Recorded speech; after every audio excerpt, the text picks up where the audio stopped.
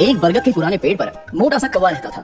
वो दिन भर काव काव करता, आलस करके बैठा रहता और चोरी करके अपना पेट भरता। उसका घोंसला भी कई जगह से टूटा हुआ था। उसके पास ही एक छोटा कबूतर रहता था। वो बड़ा मेहनती और नेक था। उसने अपने घोंसले को भी बहुत ही शानदार ढंग से बना रखा था। वो हर पक्षी की मदद करता था।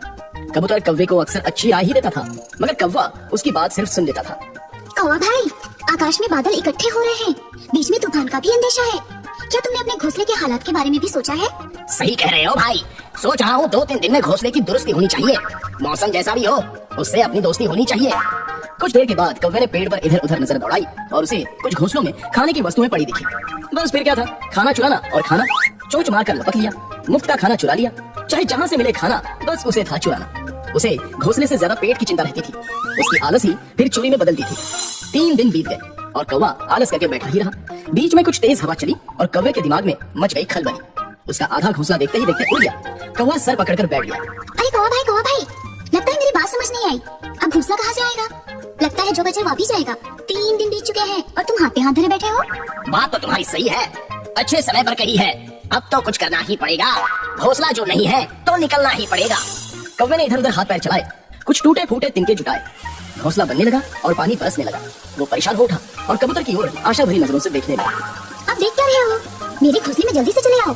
भीगो मत, यहाँ आकर पंख सुखाओ। देखा, आलस का नतीजा इसी तरह पाओगे। अब संभल भी जाओ, वरना बहुत पछताओगे। कौवा कूद कर कबूतर के शानदार घोंसले में आ गया। कुछ देर के बाद बरसात थम गई। कबूतर ने अपना प्रयास जारी किया और देखते ही देखते एक छोटा सा प्यारा सा घोंसला बना दिया। कौवा फिर आलसी की तरह कबूतर के ही घोंसले में बैठा रह गया। फिर से बरसात शुरू हो गई। अब कौवा कबूतर द्वारा बनाए हुए अपने घोंसले में सुरक्षित बैठा था।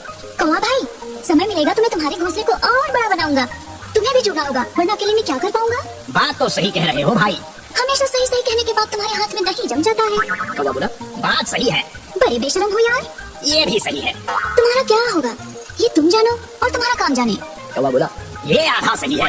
अरे भगवान भी तो जानते हैं।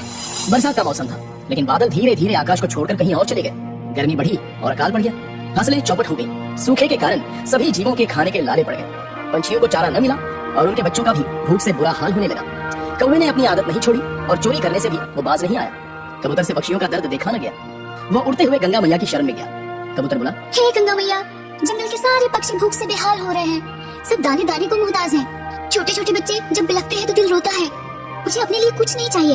यदि बच्चों की भूख मिटाई जा सके तो बड़ी मेहरबानी होगी। अचानक गंगा मैया के पानी में हलचल हुई और उसमें से आवाज आई। गंगा मैया बोली, हे कबूतर, तुम बहुत नेक और परोपकारी हो, अच्छे फल के अधिकारी हो। यहाँ से जब जाओगे, जहाँ चोंच लगाओगे ढेर सारे दाने पाओगे। सबका कल्याण करो। जय हो गंगा मैया की, आपकी कृपा अपार है माँ। इतना कहकर कबूतर 2 गुनी गति से उड़ चला और अपने आवास पर पहुंच गया। उसने पेड़ के पास जमीन पर चोंच मारी और चमत्कार हुआ। वहाँ से तरह तरह के दाने और खाने के व्यंजन निकलने लगे। सारे पक्षी वहाँ दाने खाकर चोंच में भरने लगे। कौवा जब खाने चला तो उसकी चोंच ही नहीं खुली। वो हैरान और परेशान हो गया।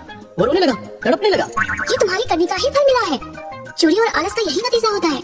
मैं तुम्हारी समस्या का समाधान ढूंढता हूँ। चोंच कैसे खुलेगी वो हल भी ढूंढूंगा। जय हो गंगा मैया।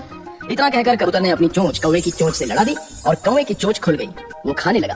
कबूतर बोला, कौवा भाई, पता नहीं, बस 1 मिनट रुक जाओ। पहले एक कसम खाओ कि आज के बाद कभी चोरी और आलस नहीं करोगे। कौवा बोला, मैं कसम खाता हूँ, आज के बाद कभी आलस और चोरी नहीं करूंगा। मेहनत से अपना पेट भरूंगा। कबूतर भैया को अपना गुरु कहूंगा। इतने में कबूतर ने खुश होकर आकाश की तरफ चोंच उठाई और नई नई बदरियां नजर आई। देखते ही देखते मौसम सुहाना हो गया। बरखा की बहार देखकर सबका मन दीवाना हो गया।